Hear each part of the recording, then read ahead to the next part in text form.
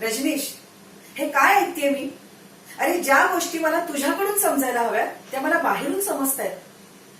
खरं तर मी इथे कधीच यायला हवं होतं, पण तुला तुझ्या कामासाठी स्पेस हवी होती म्हणून मी इथे आले नव्हते. म्हटलं उगाच तुझ्या कामात माझी लुडबुड नको. हे आहेतच का इथे? रजनीश, मुळात या अशा लोकांना तू एंटरटेन करशील असं मला कधीच वाटलं नाही. अरे, हा समीर भोळा आहेच, पण तुझ्याकडून ही अपेक्षा नव्हती. परदेशात शिकून थोडी अक्कल आली असेल असं मला वाटलं होतं, पण नाही. अरे, तू मला काय शांत बसायला सांगतोयस? इतके दिवस शांत बसले म्हणून तर ही मीरा तुझ्या केबिन पर्यंत येऊन पोहोचली, आणि तू तिच्याशी लग्न करायचा विचार करतोयस? रजनीश, ही मीरा आहेच रे तसली.